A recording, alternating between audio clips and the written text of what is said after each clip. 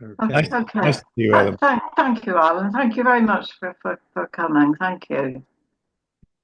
Well, thank you. It's good to be with you again. It's let me see, it must be nearly 3 years Yeah. since we met, and you're, as you say, we're not getting any younger, and that I think that's part of our problem, actually, when we're thinking about Ukraine and Russia and other things, which is, it was a remark I made yesterday, which is this is in relation to the Quaker charity that you know I'm connected with to do with all matters Russian and post-Soviet.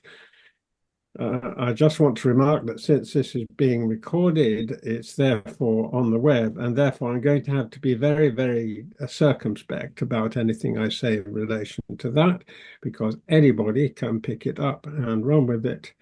And we are spending an immense amount of time. We had our AGM last weekend, which lasted 9 hours. I've just resigned the clerkship because basically my brain can't keep up with all of the mounting complexities to do with it. So, yeah, we just, whenever we're talking about this, we have to be extraordinarily circumspect. And the problem I was just averting to, I think, applies to us as Quakers in our little microcosm, and it also applies in the great big world beyond us, of which we are nonetheless a part. The world of macro politics and world politics. I fear that we're being taken over by an age of gerontocracy. And gerontocracy is a very, very bad idea, whether you're talking about the macrocosm or the microcosm.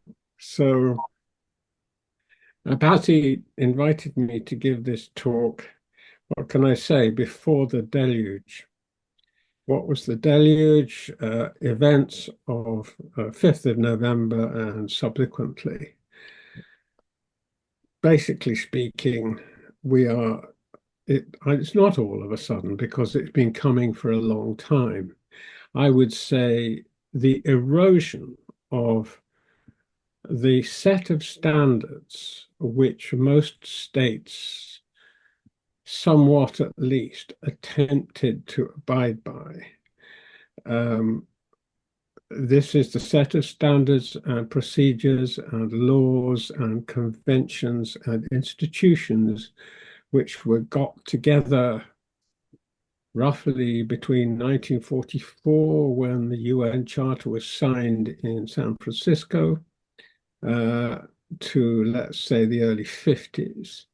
In that period, an enormous raft of these different interlocking procedures were set in place with immense effort after the worst disaster in terms of casualties and destruction that had ever taken place in the world. If we're talking about violent conflict, it may have been exceeded by other disasters, natural disasters, but this was a human inflicted disaster on a colossal scale.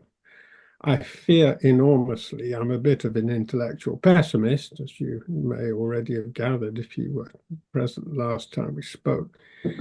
Um, I think it could be a great deal worse, even than 1939 to 45, and is very, very difficult from where we sit now to see how things are going to come out better, whichever way you look and whichever kind of prognostications you engage in.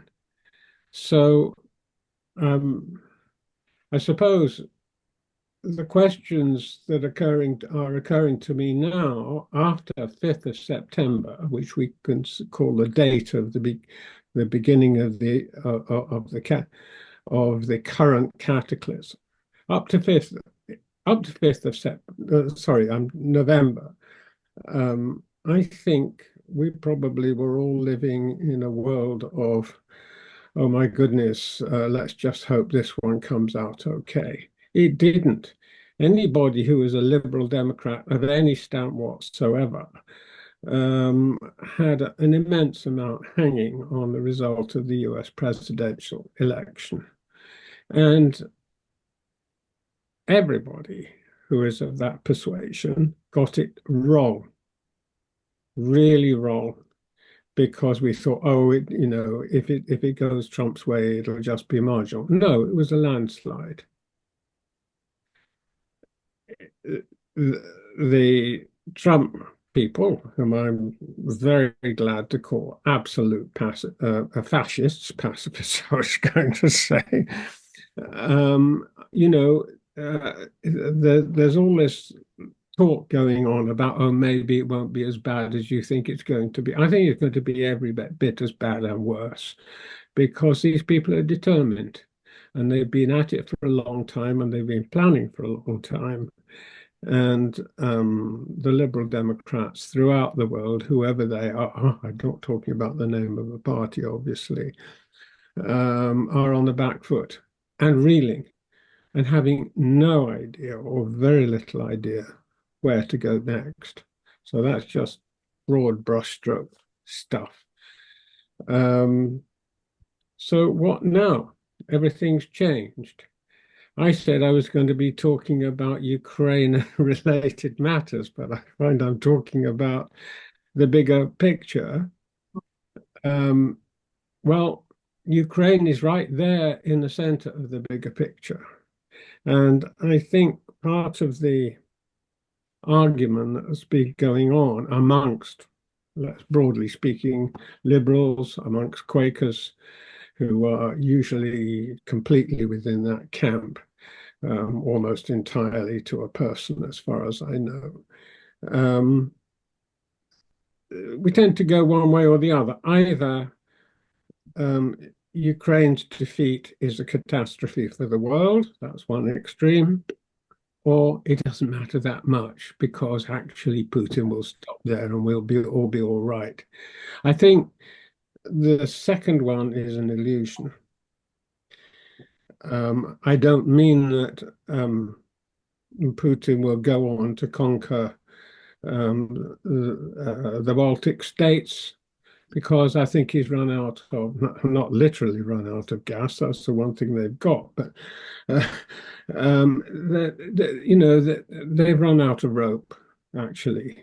The economy seems to be in a very bad way. Certainly they've found all sorts of workarounds, and they're now more in hot to China and now Iran and North Korea and other interested parties.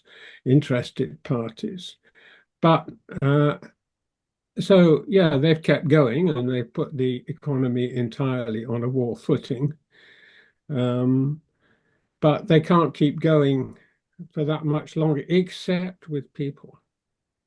Current military estimates are that the Russian army, or the people they're sending to the front, are being killed at a rate of 2,500 a day. 2,500 a day. You just pause to think of that. 2,500 people. Casualties on the Ukrainian side, in numerical terms, I suspect aren't nearly so great, nothing like so great, but in proportional terms, they're enormous. And I think one of the big questions, and it was probably around when I was talking before, is what do Quakers make of this, and what about peace testimony? I have to say I am not a purist about peace testimony, and I find myself quite often in great difficulties talking with people who espouse a version of peace testimony which is essentially absolute pacifism.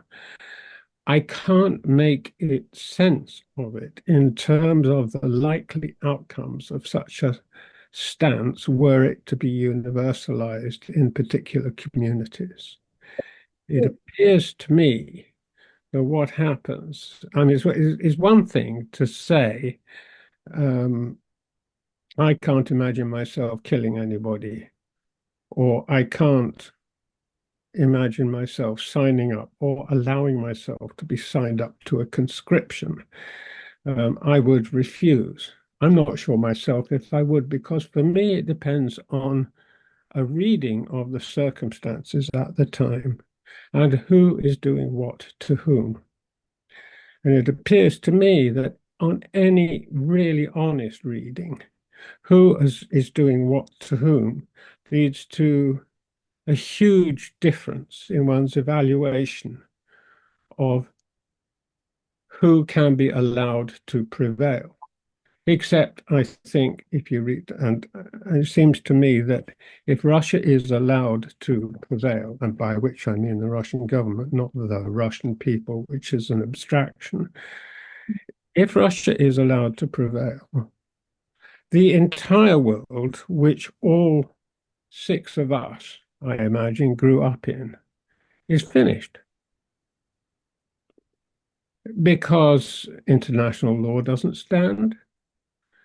The rule against aggressive war doesn't stand because you can get away with it, and you can be visibly allowed to get away with it as a very major power. I'm not talking about more minor powers around the world, but as a major power, you can get away with invading another country and taking large slices of what is internationally recognized in law as its territory, and nothing will happen to you. There can be international criminal court arrest warrants, there can be this, that, and the other. And it doesn't make a blind bit of difference because that is not what will prevail. So that's really, really difficult, I find. I'm wondering about Quakers. We're very tiny. We are aging, it seems to me, as a church worldwide. It might be slightly different in East Africa, but by and large, what you see here gathered is actually basically what we've become. We're aging. And the problem with aging and gerontocracy, which I was pointing out a little bit, is we're out of touch with reality. We're bound to be, in the UK, we have this, I'm very thankful for it now, this rule that says judges can't serve beyond the age of 70. Well, I'm coming up for 76, and I'm losing touch with reality, even though I spent my entire life trying to understand this stuff. But I grew up.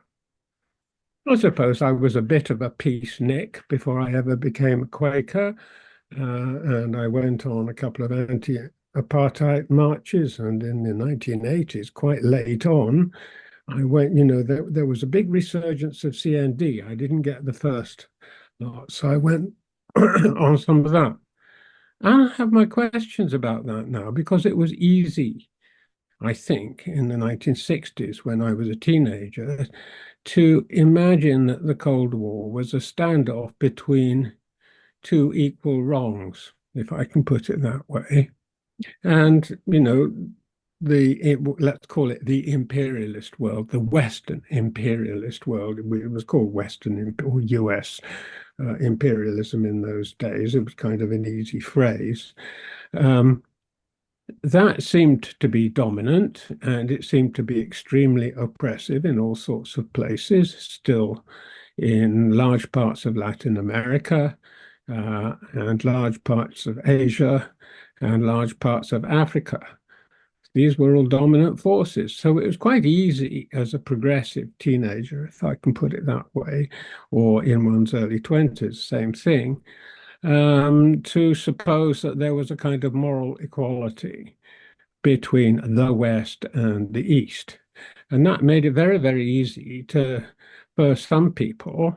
I went to Russia for the first time as on a trip, an in-tourist trip in 1966 when I was 17. And we were, told and shown all these wonderful what can I say, examples of the achievements in the face of great adversity of a socialist paradise. I have to say, I knew at the time I was being lied to comprehensively. And it seems to me this is where we have difficulty with peace testimony, or some people do, because lies are right at the center of this issue. How skeptical are we about what we're being told, about the claims of anybody?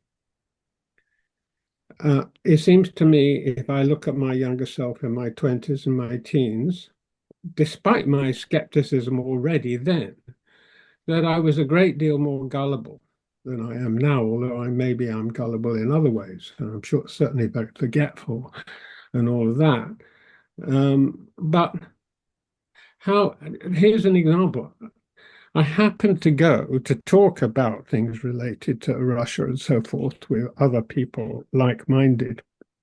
I went to yearly meeting in July, and I didn't go to the main sessions. I went to this fringe stuff. I happened during a break to sit on the wall in the garden at a friend's house, and a chap who's roughly my age, maybe slightly older, came and sat next to me. And there was a very, very brief conversation. And he was talking, or I said I was there to meet with this group, a Quaker charitable group, working still where it can in areas of the Soviet Union, former Soviet Union. And we started just mentioning Ukraine. And he said, well, Ukraine was always Russia, wasn't it? Well, this is untrue, but it's a narrative we grew up with, because that was the version of history we were given. But it is untrue. What it is true is that it has been part of the Russian Empire since the time of Catherine the Great. That's true. And it's still part of, or it rather, from 1991 onwards, it escaped and became an independent country. But it had been one way or another, despite the wars going backwards and forwards, it had been part of the Russian Empire. So what's odd to me is the strand of Quakerism. This chap was actually on his way to a talk by Jeremy Corbyn, who was going to address the Quaker Socialist Society as a fringe meeting of the yearly meeting. And I have to say, I was really slow off the mark, and I was gobsmacked by this chap's remark, because he went on to say how he'd been to Poland and East Germany, and he'd made lots of friends and so forth. And then he had brought them back sometime, I think in the 70s or 80s, when things eased a bit, maybe during the Gorbachev era, and brought them to East London and showed them the poverty of East London, East people. And they had never suspected, because they had had a very rosy-eyed picture, rosy-hued picture of things in the West, that there could be such poverty in a place like London. For him, this was a serious argument about the comparative innocence of Russia in Ukraine. And this is something I find really, really difficult, especially amongst older Quakers, which is to say that because we grew up in the Cold War in the circumstances we did, and most of us were some sort of idealistic peacenik, whether we demonstrated or not, or whatever our political affiliations were, we can't get our heads around the notion that Russia could, or a Russian government could be engaged in something really wicked and really determined, and it's been going on for decades. We find it difficult to imagine, and therefore we find various ways of sugaring the pill. So then the question occurs to me, what then is our position, and where is our humanity? Another thing this chap said to me was, well, it was a kind of whataboutery. Then what about Gaza? What about how awful Israel is in Gaza at the time? And I'm thinking, this is a thing that Quakers are prone to, and I don't find it terribly honest, which is in public we're known as pacifists. And that's basically what we put out.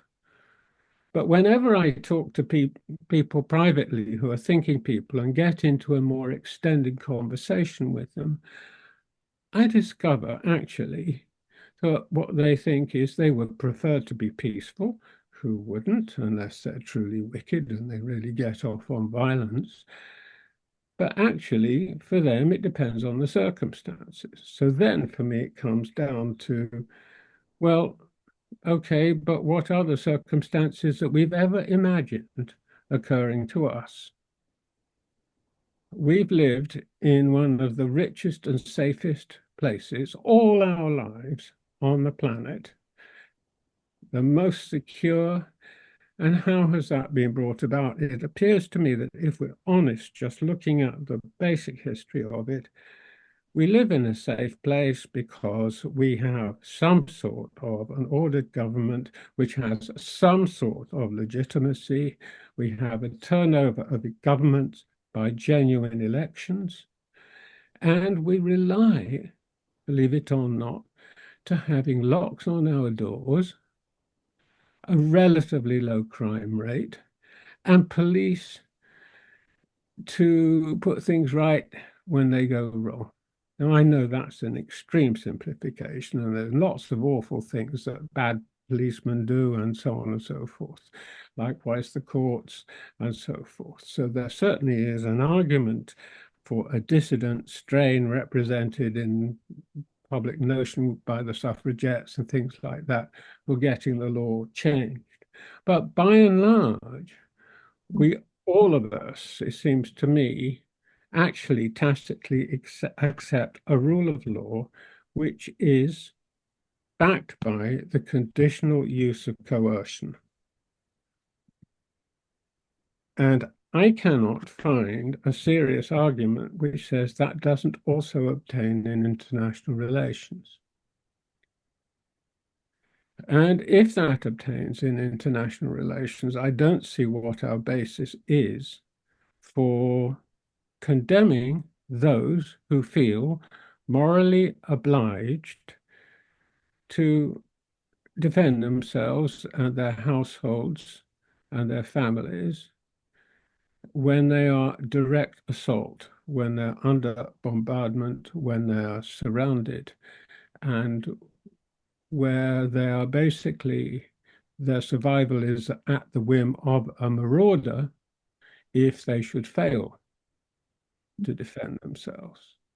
I think most of the people, and I'm just not just talking about Quakers, but people in our neck of the woods in the world, which is basically the very well off West, which is more or less equated with liberal democracy, except now in the United States. I don't see how we can possibly imagine ourselves into the position of subject peoples or people who are about to become subject peoples, having been subject peoples before. And that applies in the Baltics, it applies in Ukraine, it applies in Georgia and Armenia, it applies in so many places that are peripheral to what is now the rump Russian Empire. So I've talked for, I think, probably, yes, just about half an hour, and I find myself chuntering on and going around in circles. But I'm just thinking, what now? Here's some questions. I think we should go easy on the assertions, because Quakers, I think, are rather good at assertions about what's right and what's wrong. But if we're honest, we can't. I think we should go easy on the assertions and ask, as it says in Advices and Queries, ask what love requires of you. What does love require of Quakers now? And I think it's not just a naive and easy interpretation of recent history.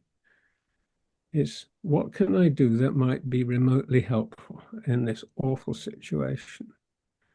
And unfortunately, it's awful whichever way we look, as far as I can see, apart from what you often get in Quaker ministry is how lovely the flowers are, how beautiful it is to go for a walk. Yes, it is. So that's number one, we can ourselves, stabilize ourselves and just try and center down on all of those things that which actually, even that phrase, I think we learned from Buddhism. I don't think we can. Here's my problem. If I could put it in a nutshell, my problem is equating a certain reading of politics and history with peace testimony. And I think demographically and sociologically, that's what our generation and those around have become. And it isn't the root of what got Quakers going, which was a radical questioning of pretty well everything which prevailed at the time. And it got people into serious trouble. They were thrown into jail. But if you're honest politically nowadays, in places like Russia or Iran or China, you won't just be thrown in jail, you'll be murdered. And we know that. And the question is, are we all miserable sinners? Yes, we're all miserable sinners. But there's a distinction between being ordinary sinners, which is you, me, and Joe Bloggs and everybody, and people who have devoted their lives to mass murder. And then the question is, what do we do? What do we condone? What do we say we condemn? And where do we apply ourselves practically, if we can? And my answer to the last question is carefully, minimally, and effectively, if we are able to, discover the comparatively innocent and support that.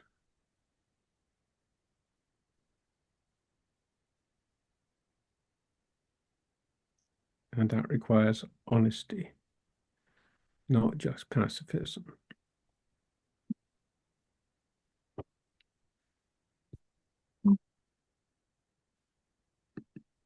And I see Marion. Hello, Marion. Can't hear you. I just finished talking, so we got a while. Thank you. Thank you very much, Alan. We lack Ray today. Ray is not normally. Oh, sorry. Can you hear me now? Yes, I can. It's a question. Sorry. And I'm turning my volume up too. Okay. Yeah, normally Ray ably supervises the questions. I don't know. David, would you feel up to taking over that role, or would you like me to do it? I think you're doing just fine, Patsy. You're well experienced. I have got something I'd like to say, which is just to thank you for a really sobering and worrying assessment. But it's a strong dose of reality. Part of my background is I learned transcendental meditation in the 60s when a bunch of other people did. And there was research that I took part in about having large groups. And one of the biggest experiment that ever happened was the assembly of a large group in Fairfield, Iowa, at the time of that built up before Gorbachev dismantled the USSR, and the predicted result of which was not that Gorbachev would dismantle the USSR, but that the United States would find itself without an enemy. And the same logic, when applied to the world situation, was that you would need a group of 10,000 to create a stable, peaceful world. And there were several groups working in that direction. There was an experiment in January this year. And there are several groups working in that direction. That's the only piece of hope that I have And it's, of course, not visible to most people because few people know what's going on in the backwaters of the Transcendental Meditation movement. But they've enlisted a bunch of Indian swamis, if you like. This course of 10,000 in January had the new leader, the Lebanese neuroscientist, Tony Nader, who took the baton from Maharishi, assembled 10,000 people and brought in a bunch of spiritual leaders from India and showed them what happens to people's brainwaves when a large group meditates. And they were rather impressed to see that their ancient yogic technology produces very, very, very clear results on encephalographs when people meditate. And so leaders of big movements committed to getting their people to practice this technique. And the TM movement decided it wasn't going to be prissy and own its technique, that it was happy to throw it open for anybody to use. And gosh, that'd be nice. So that's just a little, if you like, it's a peace offering, Alan.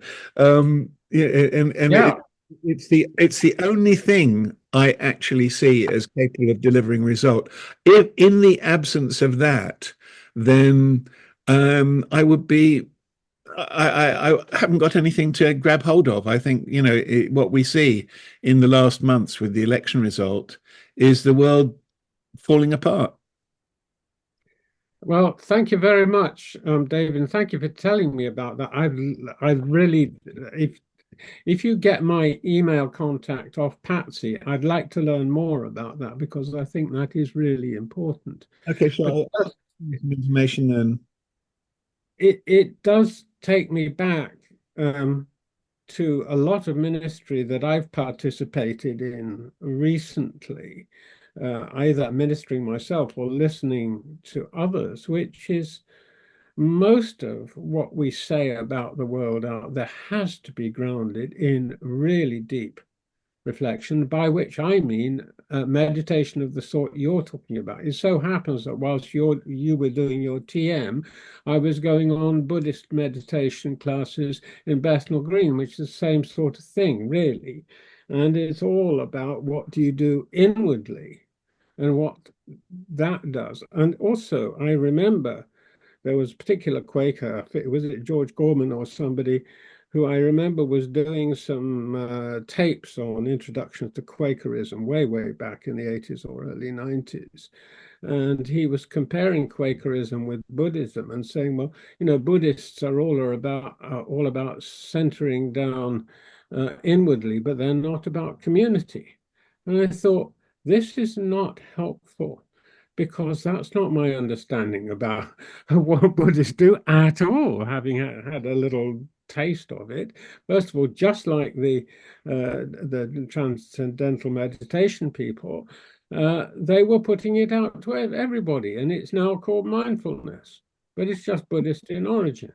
Yeah. And everybody who practices mindfulness is taking on the techniques which actually a bunch of people, whether it was the so-called Western Buddhist order or various people, or Tibetan Buddhists, some of them, or the Thich Nhat Hanh movement. You remember Thich Nhat Hanh was nominated for the Nobel Prize by Martin Luther King. None of these people are religious exclusivists or imagining they've got it all. They're all saying, you do this fundamentally, and then it's what comes out of it that counts. So great if the evidence neurologically and so forth is that it does us all a lot of good and it makes us more peace disposed. I think the other thing is that actually some of the things that have come out of Quaker work is actually not so much what Quakers do alone, but what they do in concert with others who don't have to be Quakers, they don't have to be Christians, they don't have to be theists, or they can be of multiple other religions. The question is, who is doing positive work that's likely to help in awful situations? I happened, for our last AGM of the Quaker charity I'm connected with, to meet with folk in Tbilisi in October last year. Thank goodness it was the first time we could actually meet in person. All of it was done like this on Zoom, mostly, just like last weekend's AGM, 9 hours of it, which was a bit much. But a week in Tbilisi with some folk from Russia, quite a few, about 15 actually, some folk from Ukraine, from Odessa, who were parts of the Alternatives to Violence movement there, some folk in Georgia itself, some Brits, some Americans, a German, an Armenian, and various others. There were about 30 all told, in a big room gathered for 3 days, finding common spiritual cause with one another, and also hearing from one another about the various aspects of their peace commitments. I won't call it peace activism because I'm not sure that's right, but they were, if you want to use that phrase, they were being active in their ways. And of course, it's different in every locality. I forgot to mention Estonia. We had a participant there from there. And, it's just that it was hugely heartening and gave us a lot of hope at the time.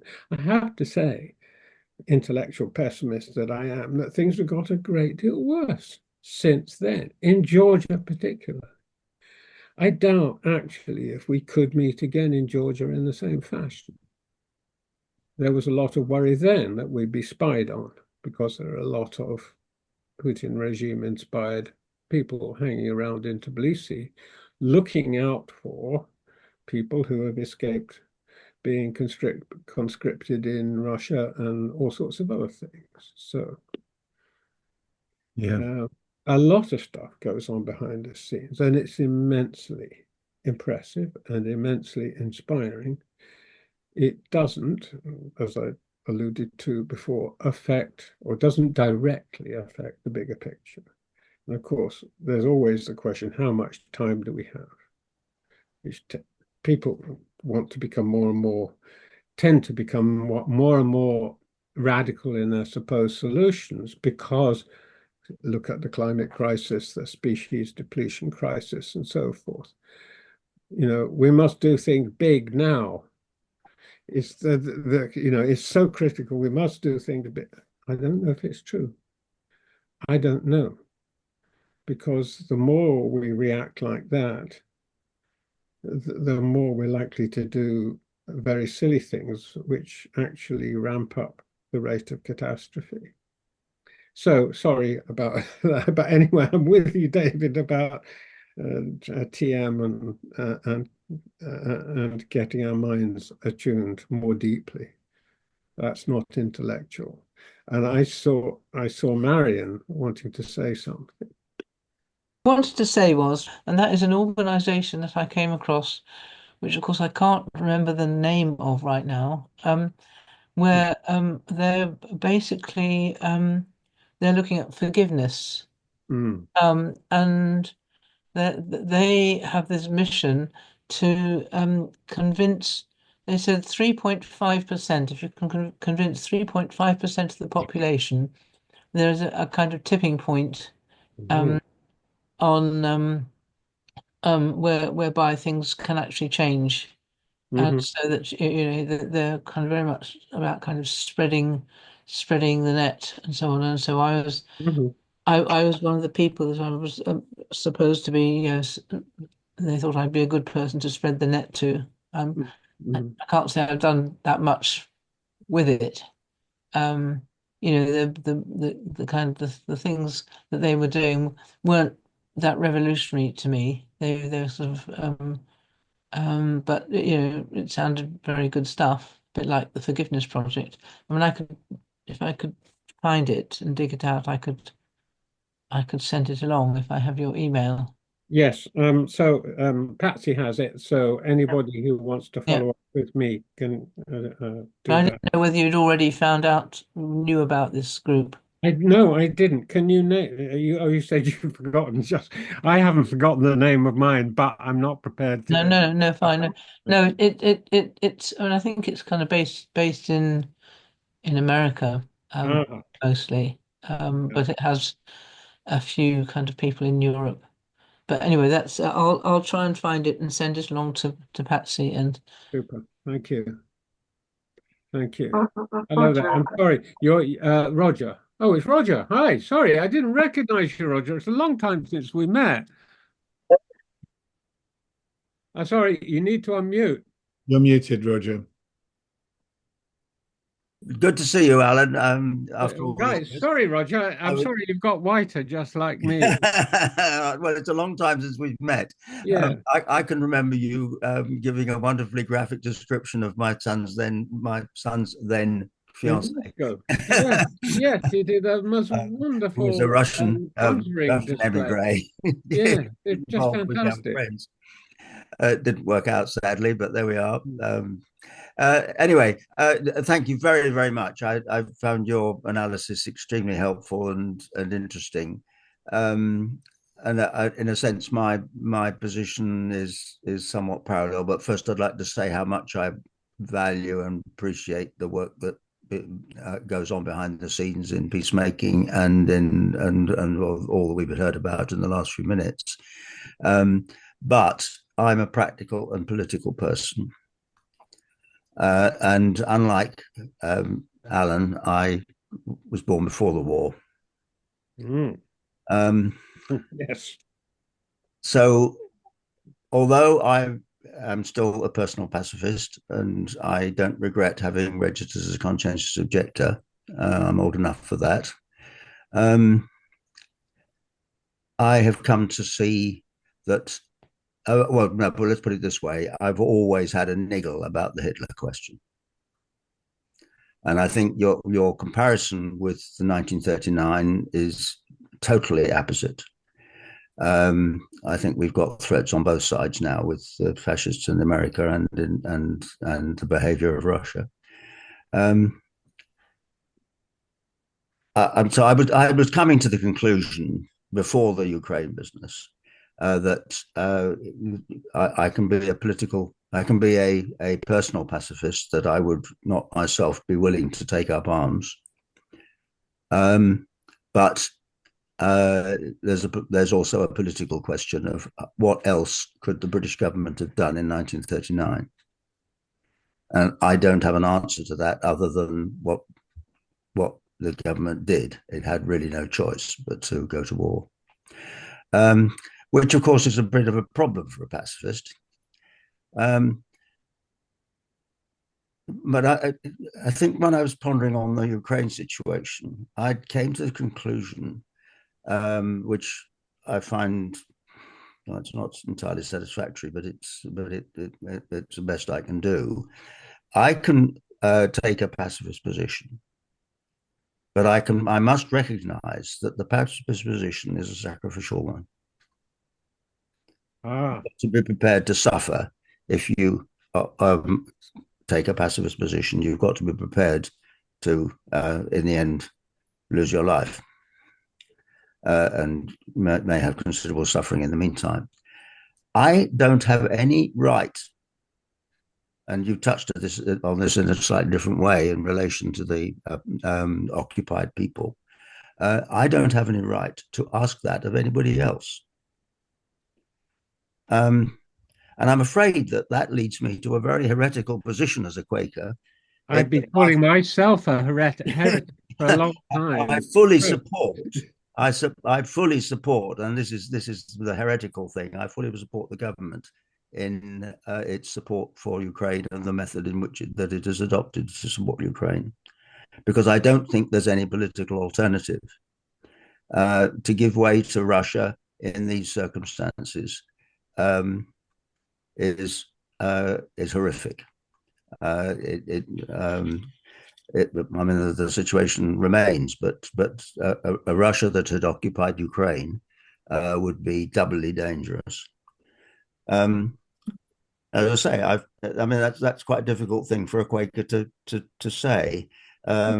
but I'm not the only one who's gone through that kind of challenge. I don't know whether anybody remembers quite some time ago, there was a letter from my cousin Jim Graham in the Friend, explaining why he accepted conscription and went into the army, because he said he couldn't have done otherwise than take up arms in 1940. And yet he comes from a very strong pacifist tradition, though. His father his father and his grandfather were both pacifists. I think I've said it. Thank you. Thank you very much, Roger. We're not that far apart at all, I don't think. Let me just say that biographically, my dad signed up in 1938 before his 18th birthday. He had a German Jewish school friend whose parents had managed to get him out in 1935. And he became a Royal Naval Engineer cadet. His elder brother joined the Peace Pledge Union. And so I've basically been trying to finesse where do I stand in the position between those two brothers. These two brothers loved one another. And when their father accused the elder brother of being a coward and not doing his bit for king and country like his magnificent younger brother, my dad rounded on his father and said, how dare you talk to my brother like that, basically, your son. You don't understand. And by the way, as far as I'm concerned, it's not anything to do with king and country. It's to do with this man has to be stopped, Hitler. So that central dilemma, I think, is common to all people who feel a sense of obligation in citizenship. Quaker, theist, atheist, humanist, whatever. We can't. The problem is this: Jesus says, "Judge not, lest ye be judged." But the human predicament forces us to judgment, and forces us to decision, one way or another. But you touched on forgiveness, and that reminded me of something I wanted to mention. I have a very fine friend. I much admire him, Sergei Nikitin, who was in at the very start of the organization I've been talking about, and became its staff member for a while, and then for 13 years ran Amnesty International in Russia. He's now, because he was married to a British woman working for a children's charity in Russia, they have a son together. He's now in this country. He has citizenship as of, I think, of last year.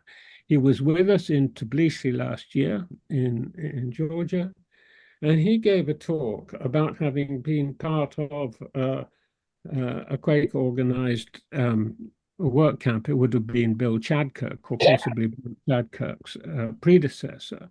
And he'd been on a work camp in England, and he said this is the sort of thing that Quakers can be involved with in the aftermath of war.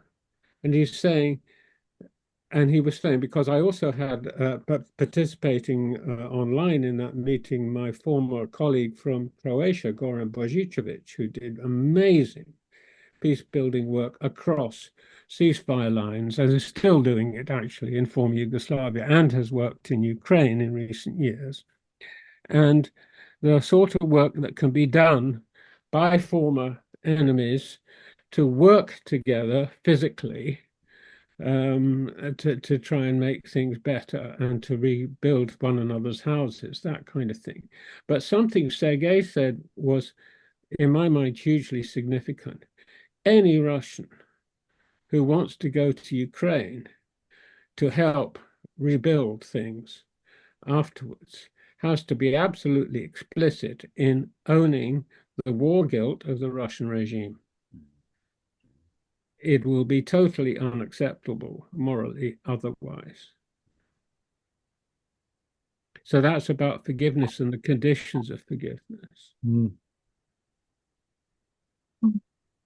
you. David.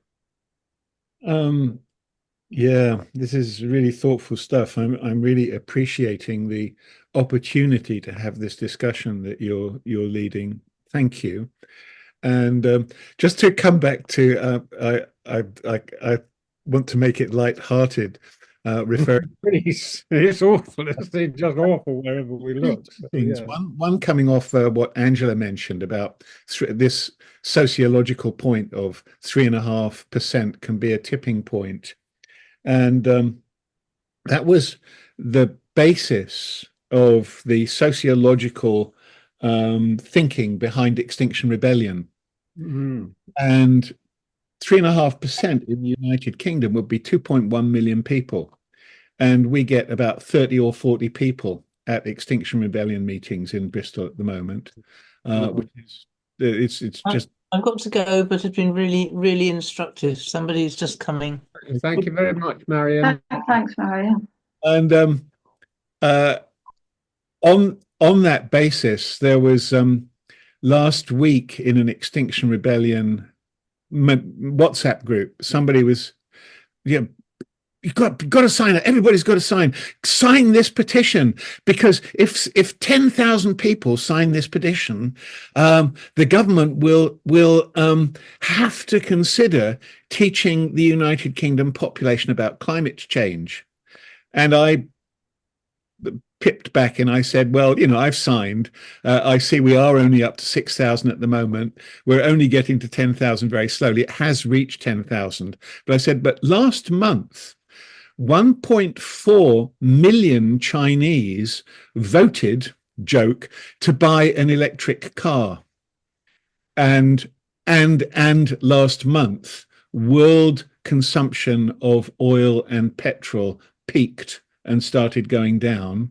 And even though petrol manufacturers are shutting down petroleum refineries, there is a glut on the world market because they can't shut them down fast enough because of renewables. And when you bring that back, so there's an argument there for a technology for climate change, not a sociological movement, shall we call it. And there's a little piece which is a little bit more hope. And this is something that Maharishi said when communism had been dismantled by Gorbachev. And he said, the Russians have had an experience of kind of ceasefire, but they haven't actually got peace in their hearts. And so the situation isn't resolved. And he said, and this isn't about he said, communism and capitalism are two extremes of the same thing, materialism. And materialism is opposed to spirituality. And to me, I think it's quite important to recognize that in this age, materialism is actually under attack from the paradigm of consciousness, and there are even scientists now who are suggesting that consciousness is the a priori, which of course you can't be associated with a wisdom tradition without understanding that. Well, that's obvious, isn't it? But materialism has put up a good fight, and flipping the world paradigm from we are living in a material world there and consciousness is an emergent phenomenon somehow or other, and we don't quite know where it comes from, to consciousness is the fundamental and material is a sort of wave on the surface of that. That's the biggest possible shift that you can get for humanity. And that transition is bound to be turbulent, was what Maharishi said. There's going to be turbulence in the phase change from material to consciousness. And so going alongside the idea of creating large groups to bring world consciousness to a coherent state is this understanding that we are in a transition from a world led by a material paradigm to a world led by a consciousness paradigm. And there's a lemma to this for Quakers, which is that George Fox, to me, was clearly a man who had an experience of a higher state of consciousness. And I understand Fox in that context as a mystic and a advocate for consciousness and for people to tap into consciousness or silence or gatheredness. So I think that Quakers don't have just a peace platform, but the Quakers have quite a unique amongst the Christian religions understanding of consciousness. And I would like to see that explored in more depth within Quakers. Thank you very much, David. You have been reminding me throughout your speech when talking about your talk, when talking about consciousness, of a book, which is, I can't remember the name of the author, and I can't see the book right now. It's The Master and His Emissary. Are you aware of that book? No. The Master and His Emissary. If you just hang on a tick, I might be able to get my eyes on it. Sounds like a Paul Coelho book or something like that. Well, it isn't really. He's a retired professor of psychiatry at the Maudsley, Right. and he's talking about brains and split brains. Yep. And left and right hemispheres, and he's talking about that in the history of in the context of cultural history over several centuries. Yeah. And saying how this basically what I would call hyper-rationalistic paradigm has come to dominate Western, not just thinking, but modes of being, which ties in what you were saying about materialism, I think. And so it's something like David McKittrick or something like that. But a lot of the great physicists, the Planck or Heisenberg era, especially Einstein, actually, were mystics. Yes. Pure This is why, actually, that's partly my difficulty with what I would call the more shallow versions of peacenickery in the Quaker movement, is that they repudiate the mystic side of things. Yeah. And I think that's a big mistake. Yes. One of the biggest inspirations in my intellectual journey before I became working for Quakers or became a member of Quakers, I started working Christmas '91, actually simultaneously by about 3 days off the dissolution of the Soviet Union, Christmas '91. Sorry, I'm losing the thread, and I do it all the time, which is one reason I ought to let go of all this stuff. Yeah. Let me just have another quick glance, just in case I can see this thing.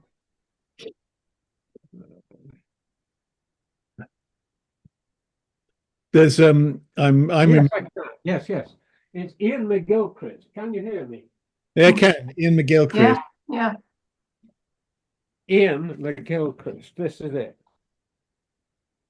Could you lift it up a little bit? That's it. The Master and His Emissary. Yeah. And this is all about, as I said, the domination of Western. Western means now universal in all the big major powers. How that submerges our access to what David's calling consciousness. And on your note, and on the same note,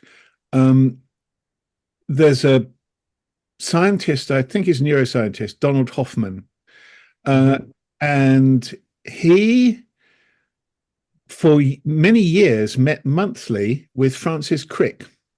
The code. DNA. Yeah, and Crick said, well, now that we understand DNA, the next thing that we really need to understand is consciousness. And you can't, we daren't have a public debate about that. So that these guys met in secret for a long time. Wow. And Hoffman's He's got some great videos. I think I will make sure that the name and a link appears in the description of the video, right? Right. Yeah. Thank you. If I've got the name wrong, I will link to a video with the core teaching from Hoffman. But his point is that the material, this thing that we've got with senses, is extremely useful. It's a construct, and it's to allow us to navigate the material world, right? But he's saying the fundamental thing is consciousness, and this is a projection of that. And the way this is structured, the body, is to allow us to survive and reproduce and thrive in a material world. And it's a really well thought through. It's becoming a really well thought through approach to understanding materialism, not as to quote. This is a little bit of a joke, and quoting somebody who I probably shouldn't. David Icke, right? Oh, crikey, yeah. Talking about consciousness, and David Icke said, looking inside the brain for consciousness is like looking inside a radio for the announcer. That is actually brilliant. I agree. I completely agree with this. Now, what you mentioned, Francis Crick, and I was thinking when I was an 18-year-old, advised by my zoology teacher, I read not the selfish gene, the double helix. Yes. By Crick's partner, Watson, the younger man, and the brasher man. And it just strikes me that quite often in these partnerships, you get the rationalist and the mystic working together. And another great example would be Bertrand Russell and A.N. Whitehead, who was much more, what can I say, a much deeper thinker in my view, and certainly more religious, and not the hyper rationalist which Russell made not only of himself but just about everyone else, including Wittgenstein, who that was radically misunderstood by Russell, it is said, and so on. I'm not an expert in this stuff, but so you get those cleavages of almost yin and yang. Yeah, in intellectual partnerships. it was very true in the emergence of quantum mechanics with Heisenberg and Bohr, for instance. Yes. And Schrödinger, a quote from Schrödinger, who said, "The number of all minds in the universe is one." Ah, I love that. That's Platonic, all right. Yeah. Oh, I love that. I would be very grateful, David, if you put some of your observations down and maybe could send them via Patsy or what. Maybe there's room for. I've got further thoughts on this. Maybe we can do a follow up. Maybe I would be pleased to be invited if you do. Yes, perhaps if you would suggest a title to me at some point, we could definitely do that with the two of you. I've got a title which fits in with Quakerism and my perception of George Fox, and the title is Higher States of Consciousness. I'd be very interested. I'm mulling that over for a while, but we are overstaying our welcome, I guess. I should ask you to. I should ask you to intervene and stop me, Patsy. I'm so sorry. I have been riveted. I've been enjoying myself too much to do that. You're quite right. We're on nearly at 12:15, but I mean, it's fine. All this is going to be going out, David. So the people who had to leave at 12 will still be able to listen to what you've been saying. And I would absolutely love to do a follow-up on higher states of consciousness, perhaps towards, where are we now? What, next year is an easy thing to say, isn't it? So next year starts shortly. But anyway, thank you so much, Alan. That's been, I have found that really inspiring and exciting. Thank you, David, as well, actually.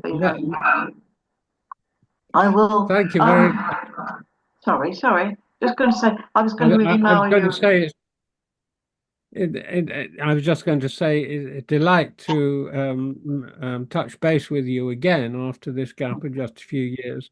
But my goodness, how the world has changed since then. Yeah. And also, what a pleasure to make contact with older friends like Roger and Marion, who've gone off screen. But that's a pleasure too. Great. So, thank you. Yeah, right. I enjoyed it very much. I will send you an email, Alan, with the email addresses of those who took part. So Thank you very I much. think that's in order, isn't it? Okay. Yeah. And thanks for the invitation. Oh, we look forward very much to seeing you again before too long. Okay, thanks a lot then. Thank you. It's been a pleasure. Speaking next week, let's see, do we know? Oh, I haven't said. Oh dear, I do beg everybody's pardon. Yes, next week we've got a talk on peacemaking in Bristol, led by the Reverend Dornisha Palmer, who apparently is very well known on the streets of Bristol for going around every night. So it should be an interesting thing, I think. I hope so. Okay. All right. Thank you. Thank you all very much. Thank you. Thank you. Good to see you. Thanks a lot. Bye-bye. Great.